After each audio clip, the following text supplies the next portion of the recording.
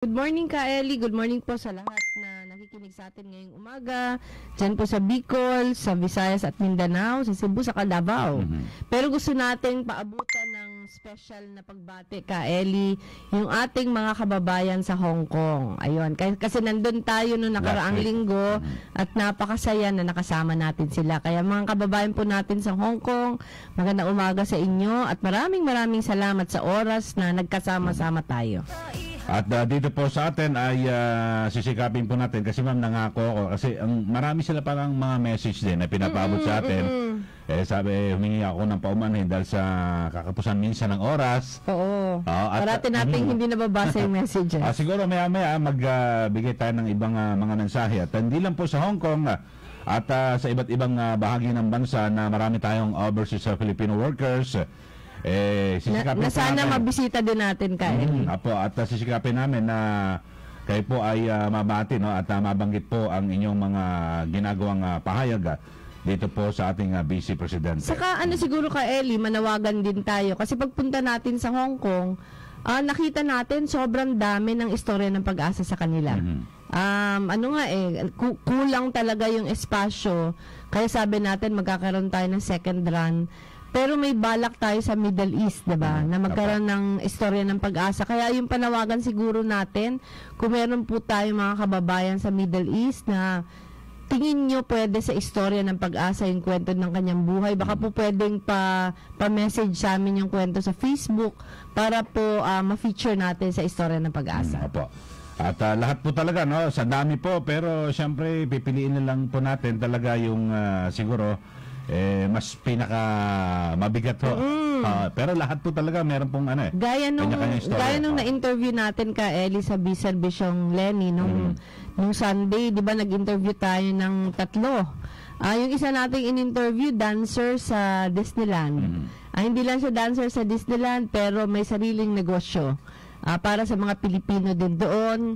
Yung isa nating in-interview, siya yung na-feature doon sa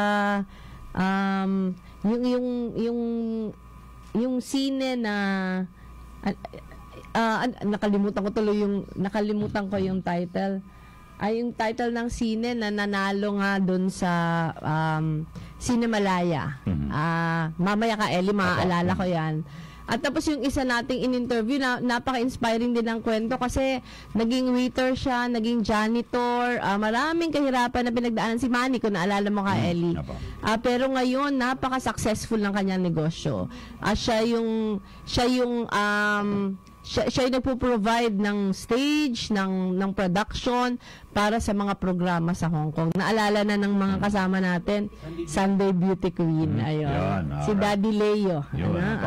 Okay. At syempre mga kasama, yung iba pa nating mga kababayan sa iba't ibang panig ng bansa at ganyan din po sa iba't ibang panig ng mundo. Subukan ho natin na kayo po magbigay ho kayo ng istorya ng pag-asa para magbigay po ng inspirasyon sa ating mga kababayan. Oo, lalo ka Ellie, yung mga kababayan natin sa Middle East kasi mukhang ang sunod natin na istorya ng pag-asa doon na. Ayun na po. At samantala mga kasama, dito naman tayo sa Metro Manila. Meron pong kakapusan ng supply ng tubig.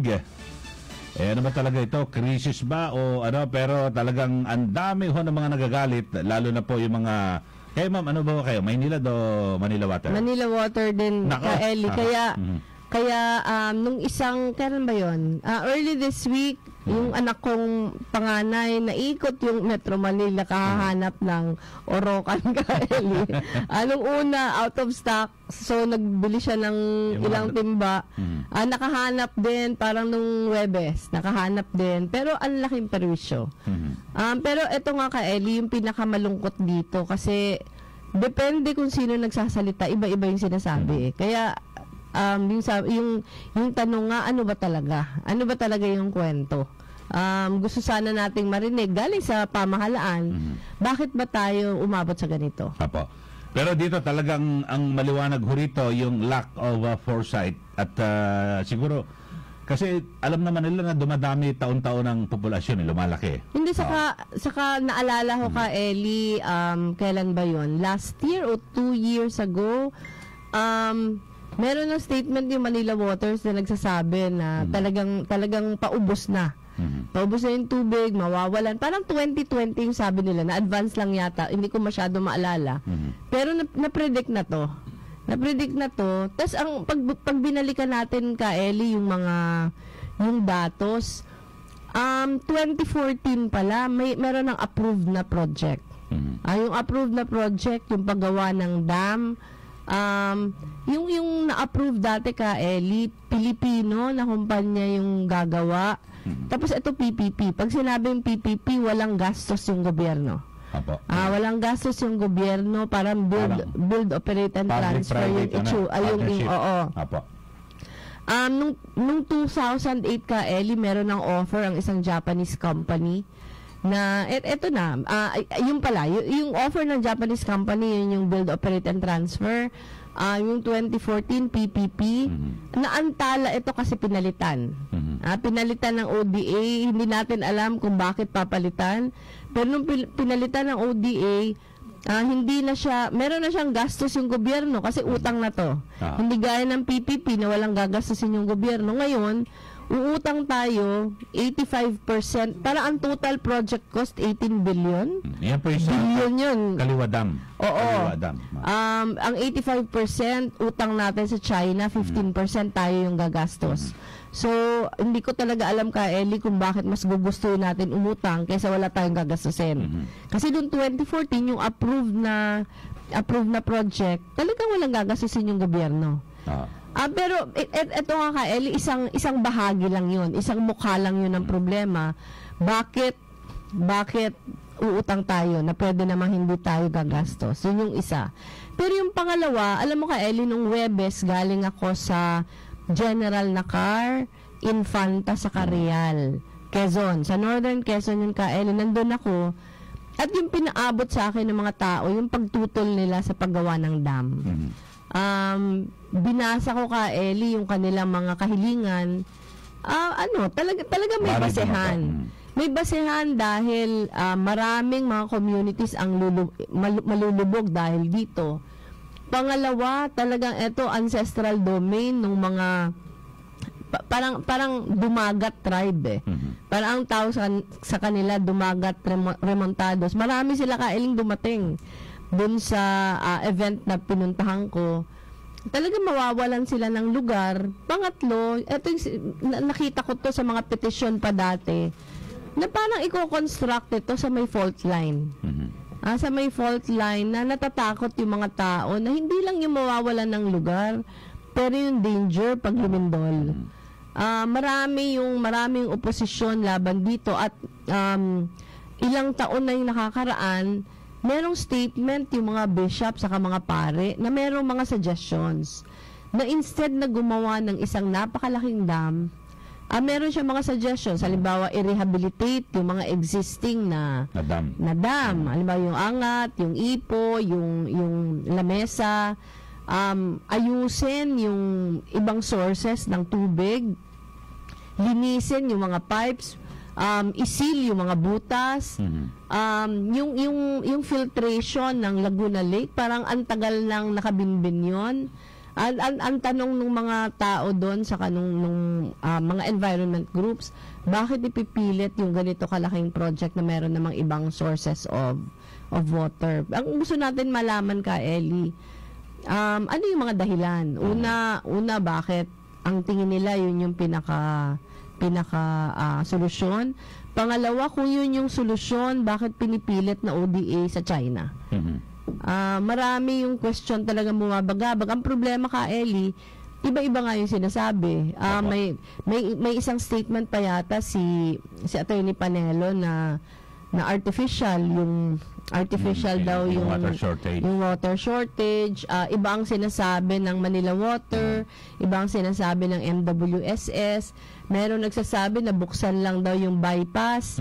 Papunta Lamesa Dam, masosolve yung water crisis. Nung Biyernes yata yun ka, Ellie, parang may event pang pagbukas ng isang valve dito sa may West Avenue. Si Speaker Arroyo yung pumunta.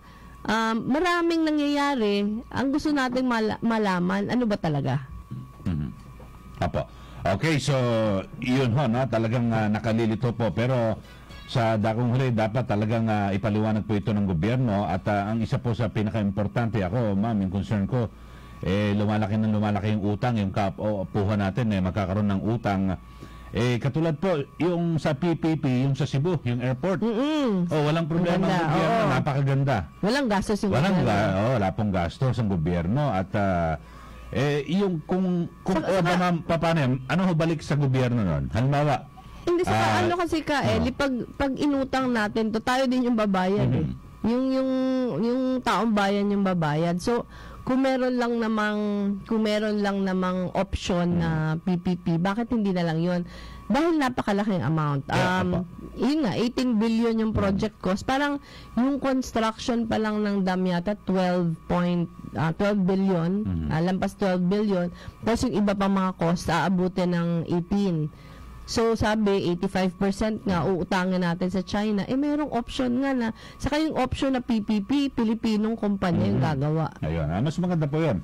Kaya nga yan ang magandang layunin ng BOT or ng PPP. Saka pag Pilipinong kumpanya ka, Eli, ang income sa atin, ito yan, yung mga taong i-hire sa atin, nakita naman natin yung mga projects na hindi Pilipino yung kumpanya. Parang walang advantage para sa mga Pilipinong magkatrabaho. Okay, so abangan pa ho natin yung ibang update dito po sa may kinalaman sa water shortage. Bukas yata Eli, bukas yata yung start ng congressional hearings. Sana bukas maging transparent lahat. Sana yung dapat maging accountable. Sana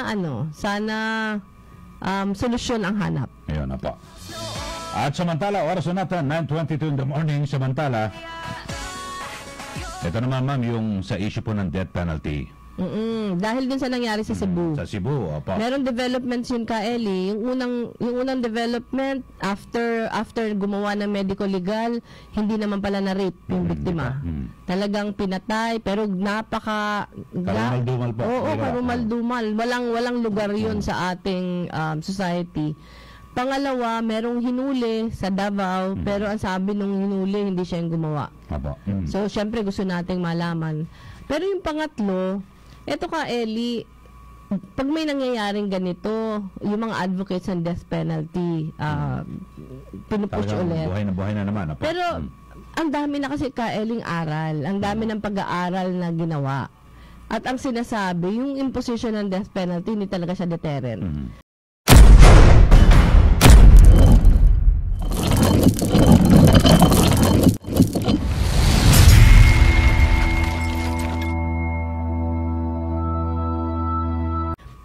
Kahit tingnan natin yung datos dito sa Pilipinas, yung panahon na meron tayong death penalty, hindi naman siya naging deterrent para yung mga karumal-dumal na krimen hindi nangyayari. Ayon sa datos, ayon sa pag-aaral, ang mas nakakahadlang talaga sa paggawa ng mga krimen na ganito, yung kasiguruhan na mapaparusahan yung gumawa, yung certainty. Hindi yung severity, hindi yung bigat ng parusa, pero yung kasiguruhan na yung gumawa, mapaparusahan. Yan ang problema Eli, pag masyadong flawed yung ating justice system, ang dami talagang nahihikayat gumawa ng masama kasi nakakalusot Tama. Maraming panahon, lalo na pag merong pera, nakakalusot. Kaya dapat sana ang ayusin natin yung justice system natin na mayaman man o mahirap, pag nagkasala, siguradong mapaparusahan. Ayun na po.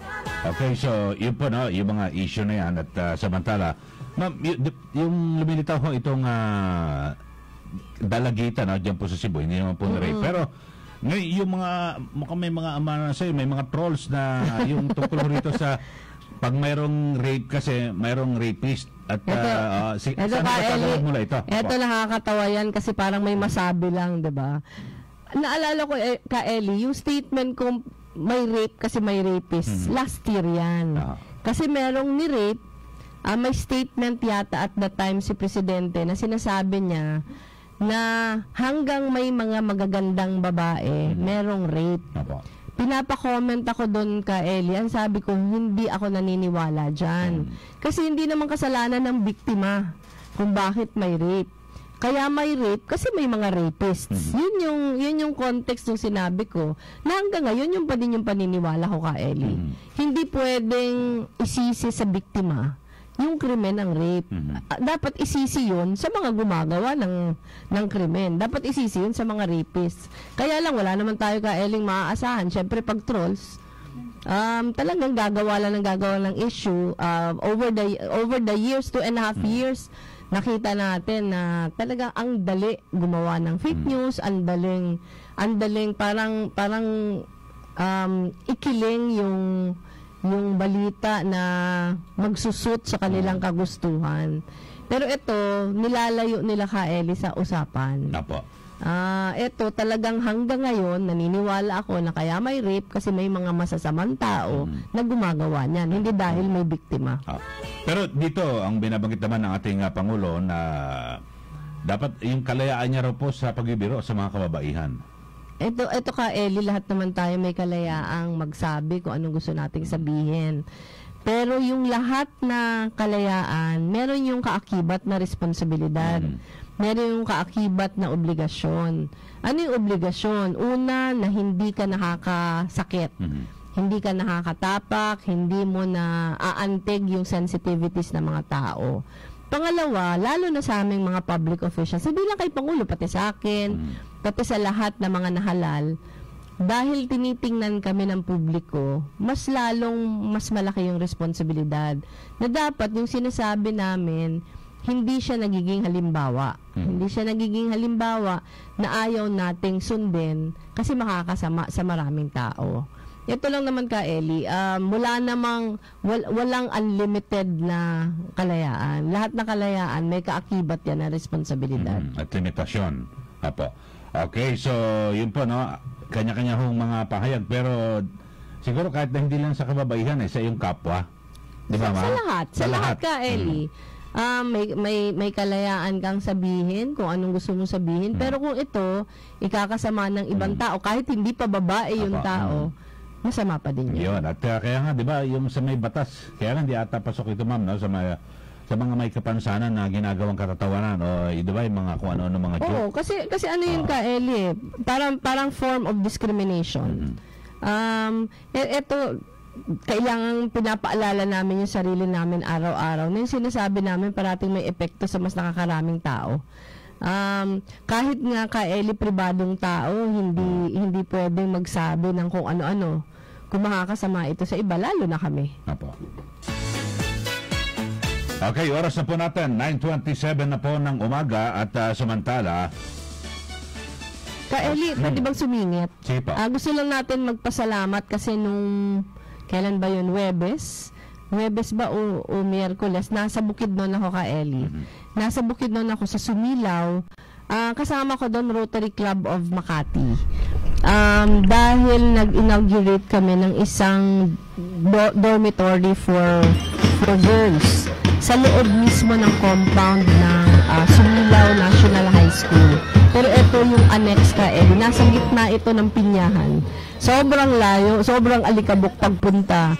Pero nasa gitna siya ng Pinyahan. Merong extension high school doon. Kunento ko kasi ito ka Eli sa Rotary Club of Makati June yata last year sa aking speech na may mga ginagawa kami mga dormitory sa ibang lugar dahil sa Siayan tapos na yun. Naging interesado yung Rotary Club of Makati karon nga nakita nyo na nag-identify I'm sure na gusto ko mamamit. Yung pinaka-boss po namin si Attorney Bobby Gana, campus ng Sumilaw National High School kasi ang taas ng dropout rate. Nung sinuri ka, Eli, kung bakit ang taas ng dropout rate, yung mga bata pala sobrang lalayo ng inuuwian. Agaya nung nakausap namin, pagpunta namin, 13 kilometers away yung kanyang bahay. Tinanong namin kung gaano kalayo, kung gaano katagal maglakad galing sa bahay niya papunta sa paaralan, halos 4 na oras daw. One way lang yun. Wala naman silang means na meron naman sana habal-habal lang daw yung means of transport. pero 120 pesos yung Bayad. pamasahe. So itong pinagawa po ng Rotary Club of Makati, libre ito. Libre na tumira doon yung mga bata. Ang kabutihan lang kasi yung administration ng pamahalaan, naglagay na sila ng vegetable garden. Katabing-katabi ng dormitory para may mapapagkuhaan na ng pagkain. So yung mga bata, uuwi lang pag weekend, nakakatipid na sila sa lakad ng malayo, walang bayad yung pagtira. Yung school yung mag-a-assume ng kuryente sa katubig. So, kami lang yung nag-link ng Rotary Club of Makati sa school. So, nung pumunta kami ka Eli, sobrang tuwa ng mga magulang. Kaya nagpapasalamat po tayo sa Rotary Club of Makati kasi sobrang bilis ng pag-respond nila. June lang yun, tapos ngayon nag-ano na kami. June 2018 ngayon nag-inaugurate na. Ayun.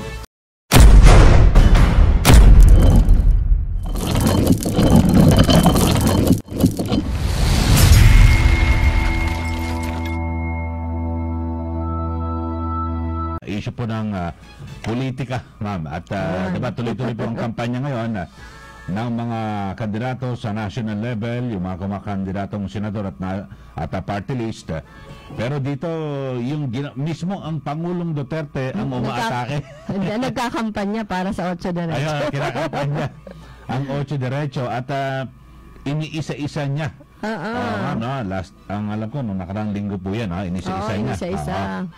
So, kayo bilang leader po ng oposisyon at dito po, yung kayo po yung direktang kumakampanya rin sa 8 Diretso. Pinagpapaguran ko talaga ka, Eli. Talagang napakasipag ko po para ikampanya yung 8 Diretso dahil talagang ang laki ng paniwala ko na karapat-dapat silang mahalal sa Senado. Pero ito ka, Eli, ang pinaka problema kasi ng aming mga kandidato, ang karamihan sa kanila bago sa politika. Mahabang panahon ng nanungkulan sa taong bayan, pero ang iba sa kanila first time na kumakandidato. Kaya yung pinaka problema talaga yung awareness. Marami ang hindi nakakakilala sa kanila. Kaya talagang nagpapagod kami para ipakilala sila isa-isa. Kinukwento sa mga tao yung kanilang kakayahan. Talagang ano naman ka, Eli, ang kabutihan nito, pag nakikilala sila ng tao, yung conversion mataas. Pero itong pagbabanggit ni Pangulo sa kanilang isa-isa, parang natutuwa nga kami ka, Eli, kasi kahit pa paano napapakilala. Apo. Pero binabanggit ko ng ating Pangulo na ang sinasabi, sige magpakita nga kayo ng kahit na isa na parang project na that has a meaningful impact daw. Binabanggit nyo talagang mga bagito nga pero ito nga ka, Eli, kahit mga bago, sobrang dami na ng ginawa na hindi pa nahahalal. Yun yung basihan kung bakit sila yung pinili namin. Halimbawa, si Attorney Chel Jokno, napakakilala niya na ka, Eli, sa community kasi sobrang dami ng tinutulungan nito, libre. Yan. Bilang abogado, marami na siya kaeling mga kaso para sa taong bayan. Halimbawa, yung lumubog yung commercial na barko, yung mga namatayan doon, yung mga pamilya nakakuha ng malaking halaga dahil kay Attorney Chel Jokno, siya yung nag-represent. Siya yung pangulo ng Free Legal Assistance Group na tumutulong sa mga taong walang kakayahan kumuha ng abogado. Halimbawa si Attorney Romy Makalintal, ang tagal ng advocate ito ng senior citizens. In fact, Eli, ang dami niyang final na kaso laban sa mga establishments na nagbabalga ng senior citizen. Kay Attorney Makalintal, na at least nabuksan po ang isipan ng lahat ng kahit na driver's license, pwede. Totoo. Kasi dati, kung wala kang senior citizen ID. Hinihingi talaga. Hindi lang Eli. Ang isa pang na-prove ni Attorney Makalintal na kahit naka-sale yung bagay, kailangan pa din mag 20% discount. Kasi yung paniniwala parati ng lahat, pag naka-sale na yung item, hindi na pwedeng additional discount. Ayun, sa mga kasong final ni Attorney Romy, ito talaga na-prove na. Siguro naman si Secretary Marsa kasi Senator Bam, hindi na kailangan na i-prove kasi hindi lang hindi lang sa numero ng batas, pero sa klase ng mga batas na final nila, talagang yung impact niyan hanggang ngayon. Halimbawa si Secretary Mar, yung Cheaper Medicines Act, hanggang ngayon nagbe-benefit tayo. Senator Bam, sobrang dami Tsaka sa call center, di ba? Kay Senator Mar yun, siya yung naging dahilan kung bakit binuksan natin yung ekonomiya natin sa mga BPOs. Senator Bam, yung free college education. Halimbawa si Congressman Erin, congressman siya ng 4th District ng Quezon.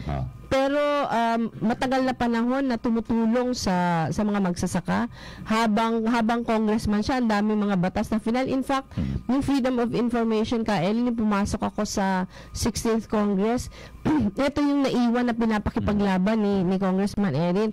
Halimbawa si Gary Alejano, ang tagal na nila nanilbihan bilang sundalo.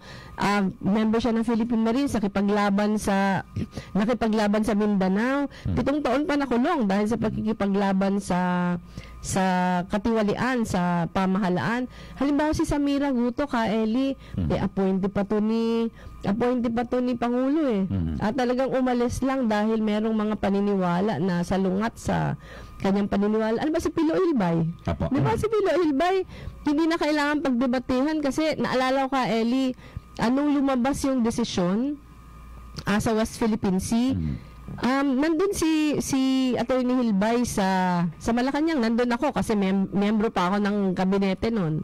Para i-brief kami kung ano yung implications ng desisyon. Parang etong mga accomplishments ng mga taong ito madali namang i-research. Eto kahit wala pang posisyon na pinanghawakan, sobrang dami ng ginagawa sa taong bayan. Ang impact Kaeli nationwide.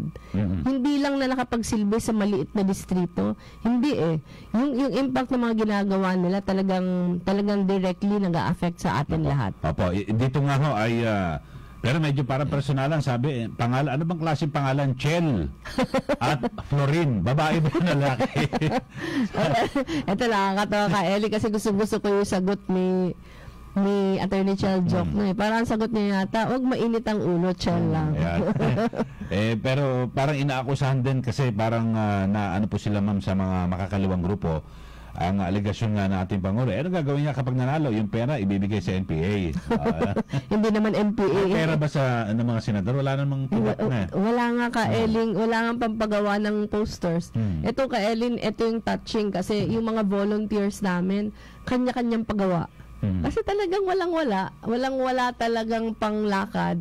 In fact, sa pagplano ng kung saan pupunta, parating problema pag napakalaki yung pamasahe. Kasi yung karampot na meron sila, pinagkakasya. Para sana mapakilala silang maayos, sana may enough exposure sa TV. Pero wala ka, Eli. Talagang pag nakakaipon ng konti, ititiving sandali. Pero pang ilang araw lang, ubos na ulit. Hindi gaya ng iba na talagang bubuhos. Ay, grabe ho. At samantala, mga kasama, ito naman, isa mga taga-Davao dyan, napapakinggan nyo ho ngayon. At nandyan po ang ating Pangulo sa Davao ata, nagpapahinga dahil sa may mga, hindi siya ata nakasipot sa ilang mga kanyang aktibidad. At kaya nung dalawa. So, nakikinig ho sa atin at ito ho yung ating paliwanag. So, nagpapasalamat ang 8 Diretso sa Pangulo dahil sa kanyang kinakampanya yung mga kandidato ng oposisyon. Samantala, meron tayo mga text messages, no? At basahin lang natin yung ilan, Kaeli, kasi meron tayong mga kababayan na nasa labas.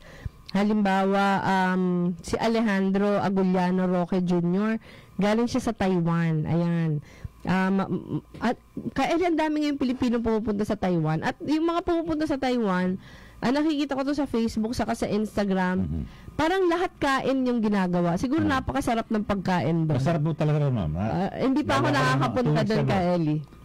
Tsaka napakaganda kasi yung mga Taiwanese, medyo yung kultura ng mga Hapon nakuha nila. Kaya malapit po sila ang dami ngayon, Kaeli. Ang dami kong kaibigan nakikita ko sa mga Facebook nila pumupunta sa Taiwan. Saka mura kasi napakalapit. Parang mas mura pa yung pamasahe papuntang Taiwan kaysa papuntang Naga pa minsan. Napakamahal na pamasahe sa amin. Medyo malamig. Ito din si Estrella Abrio Robles from Toronto, Canada. Ayun. Nakapunta na tayo ka Ellie sa Vancouver. Sa Canada o sa Vancouver. Nakapunta na din ako sa Calgary pero sa Toronto hindi pa ako nakakapunta. Ito yata ka Ellie malapit sa Niagara Falls. Pero parati tayong may mga listeners galing sa Toronto. Kaya kumusta po sa atin pong mga kababayan na nasa Toronto. Meron din hindi ko alam kung tama yung pag-pronounce ko, Shakira Barilla Cartagena from Hong Kong. Ayun, kanina po kinamusta ko na kayo, pero kumusta ulit kasi napakarami nating mga kababayan sa Hong Kong na ang inspiring na mga kwento. Ito naman from California, May Villafuerte. Ano kaya kung kababayan ko to? Marami sa Bicol ng Villafuerte. Good morning Philippines, good job VP Lenny watching from California. Kumusta kayo dyan, May? Ito naman, sabi ni Rosemary Agas Luna, thank you. We are glad that Davaoenyo likes our VP Lenny. Otso diretso po tayo ha. Ay, yan. Salamat. Salamat, Rosemary. Ito naman si Santi Conti from Cebu. We love you from Cebu. And galing pa din lang ako sa Cebu nung nakaraang buwan.